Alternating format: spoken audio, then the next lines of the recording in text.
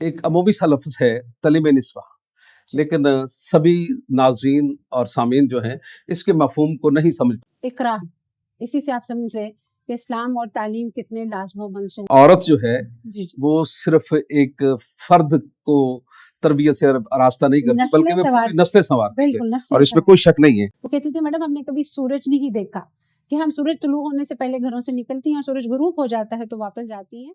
अस्सलाम वालेकुम नाज़रीन, मैं हूं सैयद नदीम गिलानी, शदाब कॉलेज के चैनल से आपसे मुखातिब हूं। आज हमारा मौजू है तलीम निस्वा। ये एक ऐसा मौजू है जो सिर्फ ख़वातीन के साथ मुंसलिक नहीं है, ख़वातीन की एजुकेशन से मुंसलिक नहीं है, बल्कि ये पाकिस्तान के पूरे मुस्तकबिल के साथ जुड़ा हुआ है।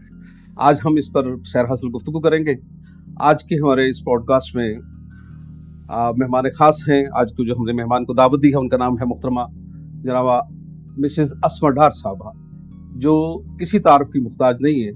सियालकोट में उनकी एजुकेशन के हवाले से बहुत सी खिदमात है। एडमिनिस्ट्रेशन का बेहतरीन तजुर्बा रखती हैं। 3 दफ़ा डिस्ट्रिक्ट सियालकोट में बतौर डिस्ट्रिक्ट एजुकेशन ऑफिसर एलिमेंट्री में काम कर चुकी हैं। बहुत से स्कूल्स में बतौर प्रिंसिपल अपनी खिदमत अंजाम दे चुकी हैं। और लेडी एंडरसन हमारे सियालकोट का एक मरूफ अदारा है, अरसा दराज वहाँ पर आपने अपनी खिदमत सर अंजाम दी।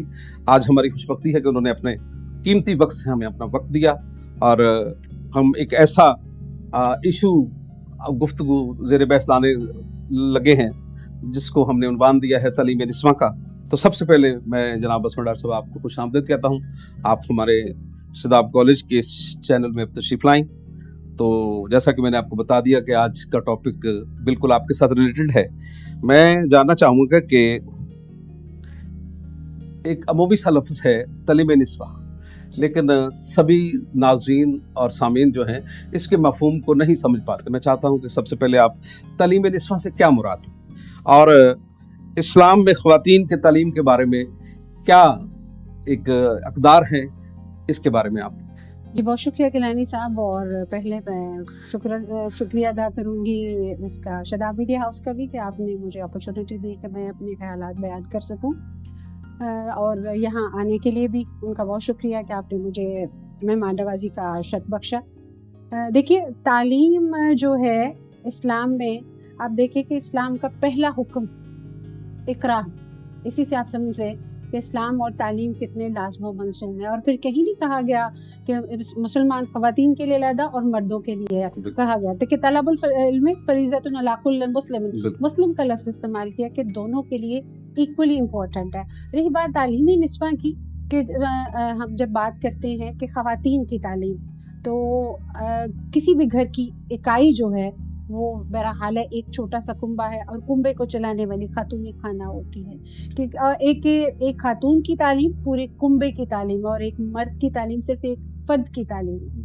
कि हमारा दीन जब ये कहता है कि इकरा से स्टार्ट करते हुए वो कहीं भी तफरीक नहीं करता कि मुसलमान मर्द को आप तरजीह दें या औरत के। हालांकि एक वो यूनानी कहावत है कि आपके पास वसाइल महदूद हों तो आप कोशिश करें कि वो बच्ची पे लगाएं। यानी आप देखिए कि इस्लाम तो करता ही है, जो है यूनानी जो हिकायत है वो ये कहती है कि आपके जो वसाइल जितने हैं वो एक खातून पे लगाएं, तो कि उसकी तालीम एक पूरे कुंबे की तालीम है।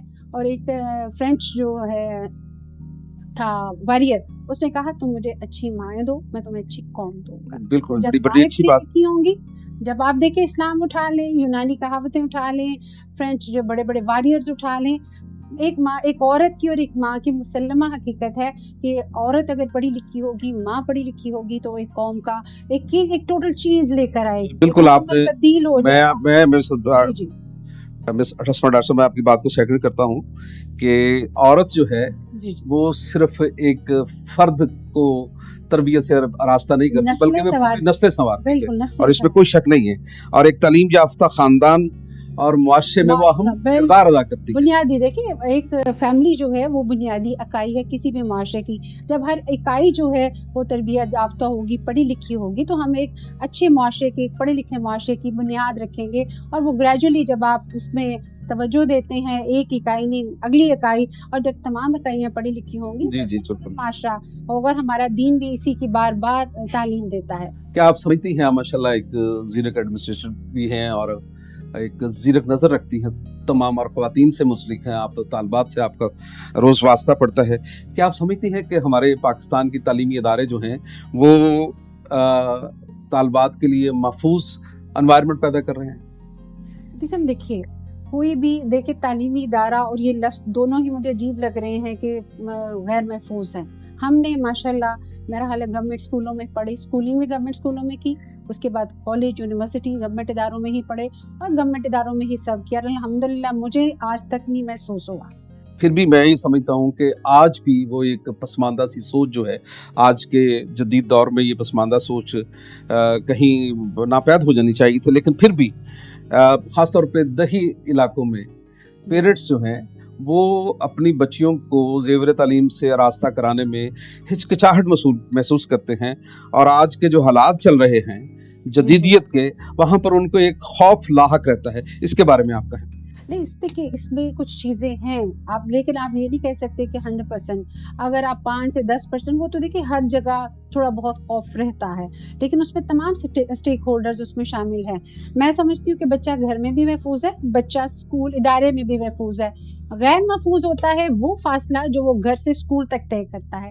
اگر آپ اس کو بھی اشور کریں، اور یہ کام تھوڑا سا ہمارا والدین جو اساتذہ اور اسٹیٹ، یہ تینوں اسٹیک ہولڈرز، گویا کہ آپ کہنا چاہ رہی ہیں ہاں جی، کہ اس عدم تحفظ کے جو وجہ نفی ہے اس کے اثرات کو کم کرنے میں سوسائٹی اور پیرنٹس اور اسٹیک ہولڈر جو ہیں ان کا رول بڑا اہم ہے.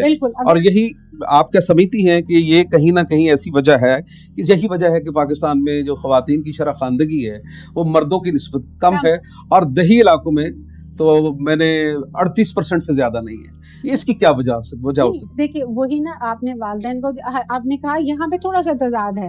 آپ نے کہا کہ دیہی علاقوں کی بچیاں جو ہیں وہ کم پڑھتی ہیں، لیکن میں نے یہ دیکھا ہے کہ دیہی علاقوں کی بچیوں میں لگن زیادہ ہے. شہر والوں کے پاس تو سہولتیں ہوتی ہیں، گھر سے نکلے سامنے یونیورسٹی اسکول میں آگے، لیکن میں کہتی ہوں آفرین ہے ان بچیوں پہ جو اتنی دور دراز گاؤں سے، جیسے آپ سیالکوٹ سے تعلق ہمارا ہے، تو آپ سیالکوٹ کی جب بارڈر ایریا پہ میں جب کنڈ ہائر سیکنڈری میں پڑھاتی تھی تو سر ہمارے پاس بچیاں آتی تھیں گل بہار پرے سے، وہ کہتی تھی میڈم ہم نے کبھی سورج نہیں دیکھا، کہ ہم سورج طلوع ہونے سے پہلے گھروں سے نکلتی ہیں اور سورج غروب ہو جاتا ہے تو واپس جاتی ہیں. تو وہ اتنی دور سے آتی ہیں، تندگی سے پڑھتی ہیں، بہت اچھے نتائج دیتی ہیں. میڈم میں ایک سمجھتا ہوں، شاید آپ اس سے اتفاق کریں کہ یہ ٹرانسپورٹیشن کا مسئلہ بھی دیہی علاقوں میں ہے. گورنمنٹ نے کوئی خاطر خواہ ٹرانسپورٹیشن بچوں کے لیے، یا کوئی ایسی بسز نہیں ہے کہ آپ اچھے ادارے تک ان کی رسائی ہو. یہ بھی آپ سمجھتی ہیں کہ یہ بھی بچیوں کی ایجوکیشن میں رکاوٹ ہے؟ ہم اگر جو ہے اسکولوں کو ملا دیں شہروں سے اچھی سڑکوں سے، ٹرانسپورٹ فری کر دیں بچوں کے لیے، اگر جو لوکل ٹرانسپورٹ ہے، جیسے سیالکوٹ میں کبھی وہ ہری بس چلتی تھی، 10 روپے دے کے تمام یونیورسٹیوں کے کالجوں کے بچے آتے جاتے تھے. اگر اس طرح کی ٹرانسپورٹ گورنمنٹ کی طرف سے ایک اچھی سبسڈائز کر دی جائے تو میرا حال ہے گاؤں کی بچیوں کے پڑھنے کے لیے ایک بہت اچھی پروویژن. اور بڑا اچھا پوائنٹ ہے آپ کا کہ ٹرانسپورٹ وہ بیسک ہرڈل ہے جو گاؤں سے، دیہاتی علاقوں سے شہروں میں آنے کے لیے بچیوں کے لیے، کہ فیس دینا آسان ہے، وہ سر سال میں ایک دفعہ دی جاتی ہے، لیکن ہر مہینے والدین کو جو 4-5 ہزار روپیہ دینا پڑتا ہے وہ تھوڑا سا مشکل ہوتا ہے. اچھا میڈم، میں آپ کی بات کو سیکنڈ کرتا ہوں، آپ نے بڑی اچھی بات کی، لیکن ایک چیز میں یہاں پر انوائرمنٹ میں دیکھتا ہوں، جب ہم اب کسی گاؤں میں جاتے ہیں تو لڑکیوں کے اسکول، بچیوں کے اسکول ایسی جگہ پر ہیں جہاں مطلب کہ آبادی سے دور، قبرستانوں کے قریب، یا جہاں بڑے ہی سنسان جگہوں پر، وہاں پر بھی ایک عدم تحفظ کا. کیا یہ نہیں سمجھتی کہ بچیوں کی تعلیم میں یہ بھی رکاوٹ ہے کہ وہ پرائمری سے بھی آگے نہیں جا پاتی، یا وہ اسکول تک نہیں پہنچ پاتی؟ نہیں بالکل، یہ ایک گورنمنٹ کی غلط منصوبہ بندی نہیں ہے کہ؟ نہیں سر دیکھیے، پلاننگ جب ہوتی ہے نا وہ 9-10 سال کو دیکھ کے کی جاتی ہے کہ کیا ہم اس کو بھی ایکسٹینشن کر سکیں. اگر آپ ودین گاؤں کے قریب لیں گے تو آپ کو بالکل قطع 2 یا 3 مرلے کا ملے گا، لیکن اگر آپ نے وسیع قطع جس میں پلے گراؤنڈ بھی ہے وہ تھوڑا سا آپ کو سوسائٹی سے ہٹ کے ملے گا. تو اس میں یہ ہے کہ اس کو آباد کرنا تھوڑا سا ہمارا معاشرے کا، اور اس کے رستے کو محفوظ بنانا ہماری سوسائٹی کا کام. یہ ہم کہہ کے کہ سنسان جگہ پہ ہے، یہ لفظ ٹھیک نہیں ہوگا. آلدو کہ جو ہم اسے پاتے ضرور ہیں، لیکن آپ یہ بھی دیکھیں نا کہ ود ان سٹی اگر آپ دیکھیں گے تو آپ کو وہ کمیوں جیسے اسکول ملیں گے अच्छे स्कूल आपको थोड़ा सा डिस्टेंट अवे फ्रॉम स्कूल, और यानी कि पूरी जितनी यूनिवर्सिटियाँ हैं थोड़े से फासले पे कि जहाँ आपको रकबा मिल सके। लेकिन वो सुनसान क्यों होता है, ये सोचने की बात है कि हमने उसको सुनसान इसलिए बनाया कि वो इनसिक्योर है और बच्चियाँ इनसिक्योर फील करती हैं।